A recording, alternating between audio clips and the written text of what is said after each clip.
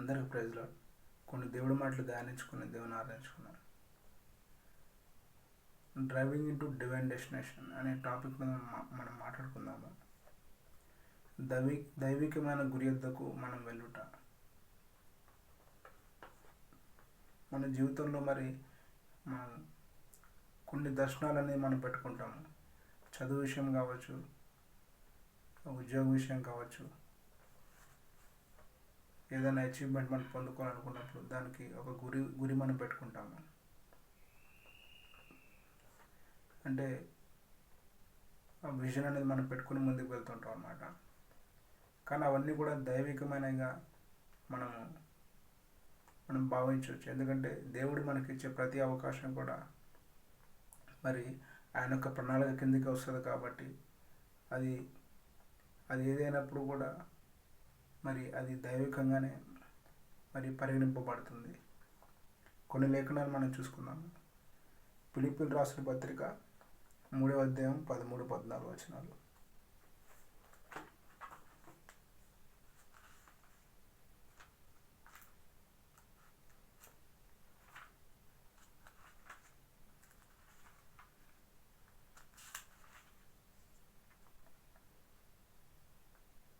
సహోదరులారా, నేను ఇదివరకే పట్టుకొని ఉన్నానని తలంచుకొనను. అయితే ఒకటి చేయుచున్నాను, వెనుక ఉన్నవి మరిచి ముందున్న వాటి కొరకై వేగిరపడుచు క్రీస్తు యేసునందు దేవుని ఉన్నతమైన పిలుపునకు కలుగు బహుమానము పొందవలెనని గురి యొద్దకే పరిగెత్తుచున్నాను. ఈ లేఖన భాగం మనం చూసుకున్నట్లయితే ఇక్కడ అపోస్తలుడైన పౌలు గారు ఇక్కడ మాట్లాడుతున్నారు అన్నమాట. అంటే మనం ఏదైనా గురి ఉన్నప్పుడు మన జీవితంలో ఏదైనా బాధాకరమైన సంఘటన లేకపోతే మనల్ని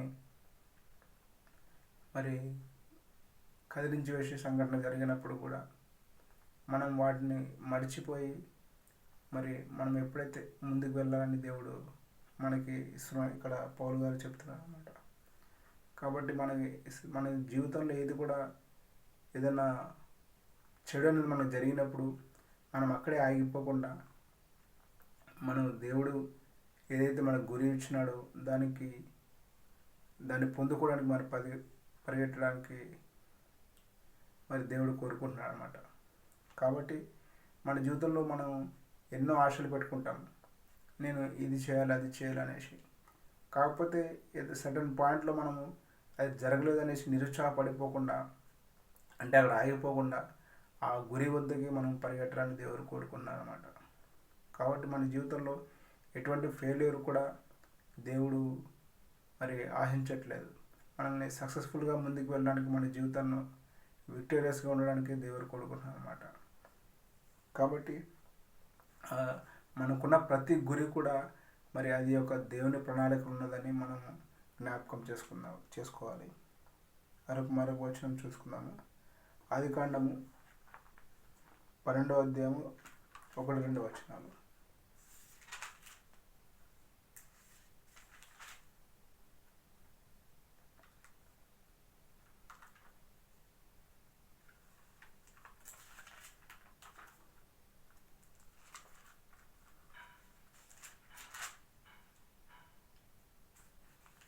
అంటే దైవికమైన గురి అనేది ఎలా ఉంటుందో మనం చూసుకుందాము. యెహోవా, నీవు లేచి నీ దేశము నుండి, నీ బంధువుల యొద్ద నుండి, నీ తండ్రి ఇంట నుండి బయలుదేరి నేను నీకు చూపించు దేశమునకు వెళ్ళుము. నిన్ను గొప్ప జనంగా చేసి నిన్ను ఆశీర్వదించి నీ నామమును గొప్ప చేయుదును. నీవు ఆశీర్వాదంగా నందువు. ఈ లేఖనం మనం చూసుకున్నట్లయితే ఇది మన తండ్రి అయిన అబ్రహాం గారికి దేవుడు చెప్తున్న మాటలు మనం చూసుకోవచ్చు అన్నమాట. అంటే దేవుని గురి అన్నది మనకిచ్చినది దేవుడు అంటే మన ఆలోచనలే కాకుండా దేవుడి ఆలోచన కూడా దేవుడిచ్చే మాట కూడా మనం గురిగా మనం చేసుకోవచ్చు అన్నమాట. ఇక్కడ చూసుకున్నట్లయితే యెహోవా దేవుడు అబ్రహాంకి చెప్తున్నాడు, నీవు నీ దేశాన్ని, నీ తల్లిదండ్రులను విడిచి నీ చూపించు ప్రదేశానికి వెళ్ళమంటాడు. అంటే కానాను దేశానికి వెళ్ళమని అక్కడ చెప్తున్నాడు అన్నమాట. అక్కడ చూసుకున్నట్లయితే మరి మరి అబ్రహాం ఈ వచనం ప్రకారం చూసుకున్నట్లయితే దేవుడు అతనితో మాట్లాడినప్పుడు అతని యొక్క వయసు మనం చూసుకున్నట్లయితే 75 సంవత్సరాలు మనం చూడవచ్చు అనమాట. మరి అంత వృద్ధాప్యులు ఉన్నప్పుడు కూడా మరి దేవుడు చెప్పిన మాటకి ఆయన లోబడి మరి ఆ దేశాన్ని కావచ్చు తల్లిదండ్రులు కావచ్చు విడిచి వెళ్తున్నాడు అనమాట. అంటే అతను అటువంటి స్థితిలో కూడా మరి దేవుడికి నమ్మకంగా ఉన్నాడు. అందుకే మనం చూసుకున్నట్లయితే అబ్రహాముని మరి విశ్వాసులకు తండ్రి అని చెప్తున్నాను అన్నమాట. కాబట్టి దేవుడు చెప్పే మాట కూడా మనం ఎప్పుడైతే వింటామో మరి దేవుడు మనల్ని ఎంతగానో ఆశీర్వదిస్తాడు. అంటే ఆ మాటని దేవుడిచ్చే మాటని మనం గురిగా పెట్టుకుని ముందుకు వెళ్తున్నట్లయితే ఎన్నో ఆశీర్వాదాలు మనం పొందుకోవచ్చు అన్నమాట. అలాగే మరొక వచనం మనం తీసుకుందాము. మొదటి సమయాలు 16వ అధ్యాయం 12-13 వచనాలు.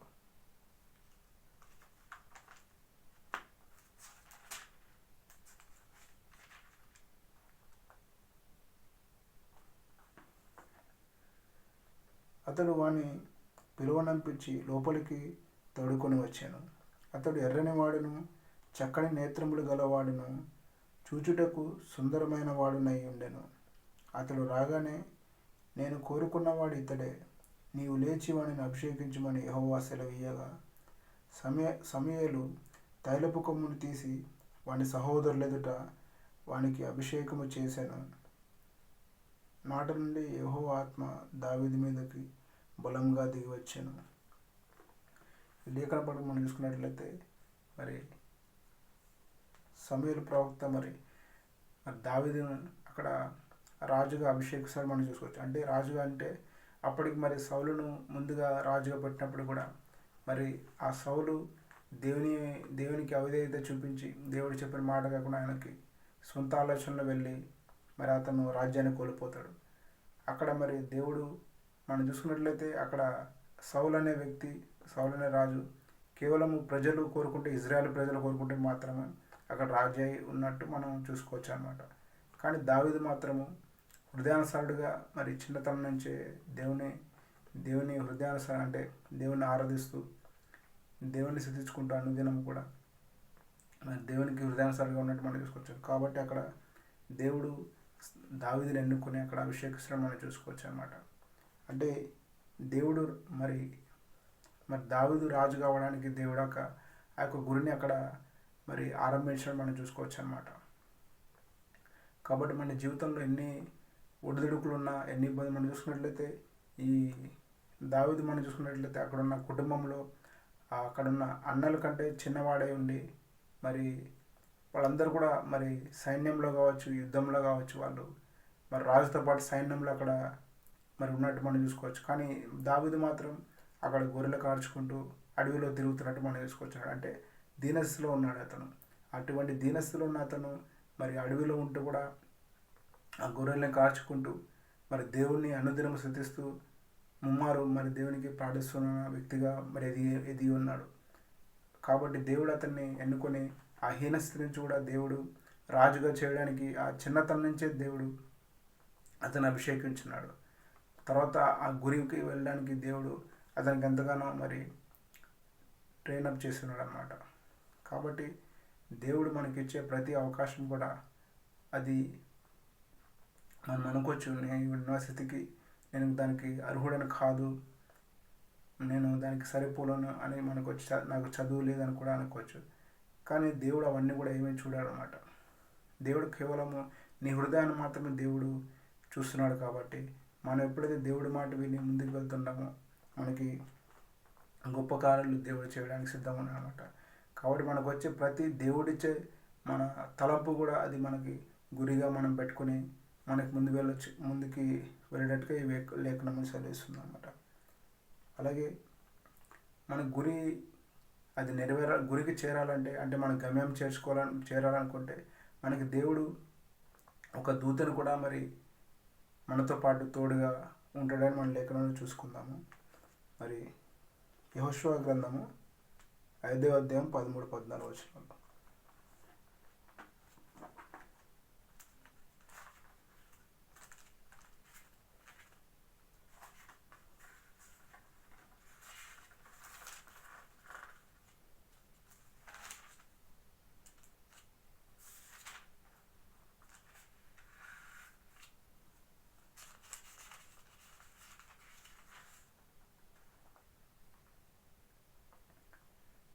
యెహోషువ ఎరికో ప్రాంతమున ఉన్నప్పుడు అతడు కళ్ళెత్తి చూడగా దూసిన కత్తి చేత పట్టుకుని ఉన్న ఒకడు అతని ఎదుట నిలిచి ఉండెను.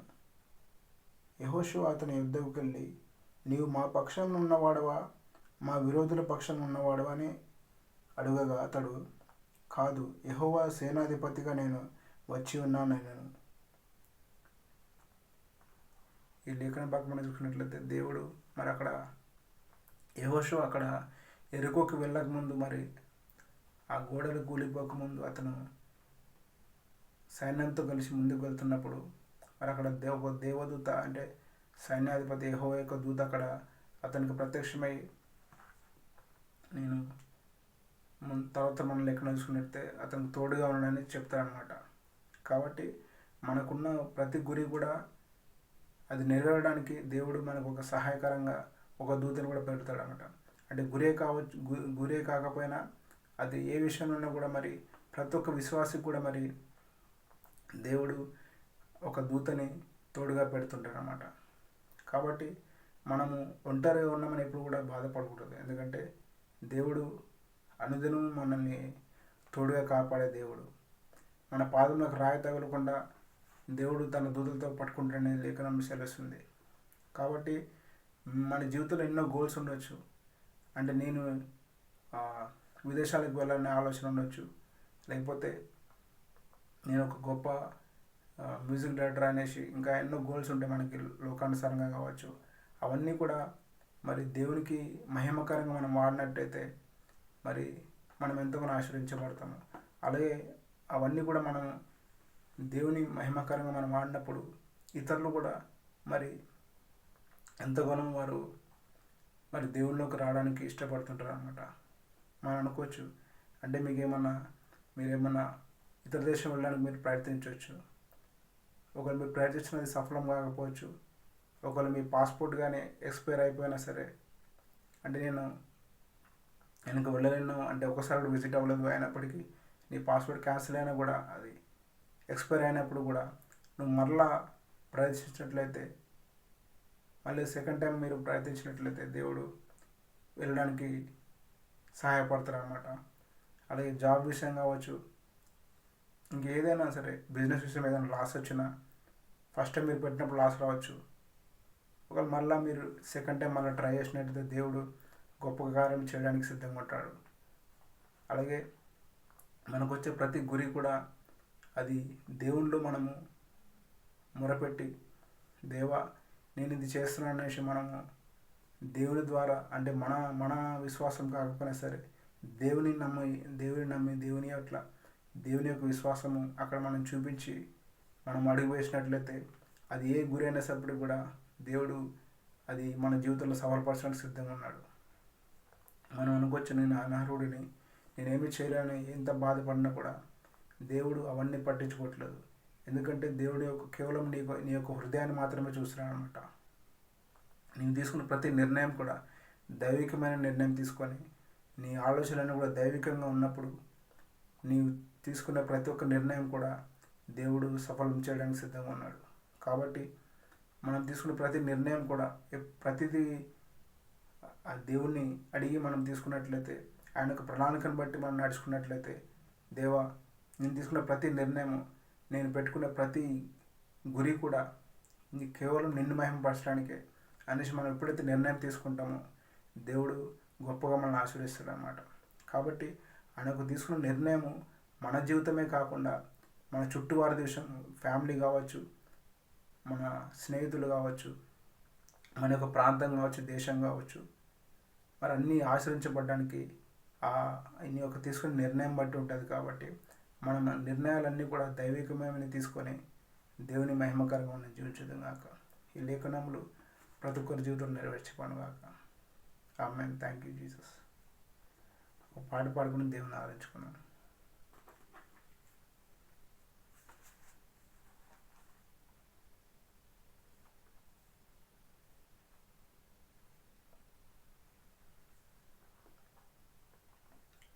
నీతో నా జీవితం సంతోషమే, నీతో నా అనుబంధం మాధుర్యమే, నీతో నా జీవితం సంతోషమే, నీతో నా అనుబంధం మాధుర్యమే. నా యేసయ్యా కృప చూపుచున్నావు, వాత్సల్యపూర్ణుడవై. నా యేసయ్యా నడిపించుచున్నావు, స్ఫూర్తి ప్రదాతవై. ఆరాధ్యుడా యేసయ్యా, నీతో నా అనుబంధం మాధుర్యమే. ఆరాధ్యుడా యేసయ్యా, నీతో నా అనుబంధం మాధుర్యమే. భీకర ధ్వని గల మార్గమునందు నన్ను స్నేహించిన నా ప్రియుడవు నీవు. భీకర ధ్వని గల మార్గమునందు నన్ను స్నేహించిన నా ప్రియుడవు నీవు. కలనైన మరువను నీవు నడిపిన మార్గం, క్షణమైన విడువను నీతో సహవాసం. కలనైన మరువను నేను నడిపిన మార్గం, క్షణమైన విడువను నీతో సహవాసం. ఆరాధ్యుడా యేసయ్యా, నీతో నా అనుబంధం మాధుర్యమే. ఆరాధ్యుడా యేసయ్యా, నీతో నా అనుబంధం మాధుర్యమే. సంతోషమందైన శ్రమల యందైనాను నా స్తుతి కీర్తనకు ఆధారము నీవే. సంతోషమందైన శ్రమల యందైనాను నా స్తుతి కీర్తనకు ఆధారము నీవే. నిత్యమైన మహిమలో నన్ను నిలుపుటకు శుద్ధ శ్రువన్నముగా నన్ను మార్చుచున్నావు. నిత్యమైన మహిమలో నన్ను నిలుపుటకు శుద్ధ శ్రువన్నముగా నన్ను మార్చుకున్నావు. ఆరాధ్యుడా యేసయ్యా, నీతో నా అనుబంధం మాధుర్యమే. ఆరాధ్యుడా యేసయ్యా, నీతో నా అనుబంధం మాధుర్యమే. ఆకాశమందుండి ఆశీర్వదించితివి, అభాగ్యుడనైన నేను కనికరింపబడితిని. ఆకాశమందుండి ఆశీర్వదించితివి, అభాగ్యుడనైన నేను కనికరింపబడితిని. నీలో నిలుచుటకు బహుగా ఫలించుటకు నూతన కృపలతో నన్ను నింపుచున్నావు. నీలో నిలుచుటకు బహుగా ఫలించుటకు నూతన కృపలతో నన్ను నింపుచున్నావు. ఆరాధ్యుడా యేసయ్యా, నీతో నా అనుబంధం మాధుర్యమే. ఆరాధ్యుడా యేసయ్యా, నీతో నా అనుబంధం మాధుర్యమే. నీతో నా జీవితం సంతోషమే, నీతో నా అనుబంధం మాధుర్యమే. నీతో నా జీవితం సంతోషమే, నీతో నా అనుబంధం మాధుర్యమే. నా యేసయ్యా కృప చూపుచున్నావు, వాత్సల్యపూర్ణుడవై.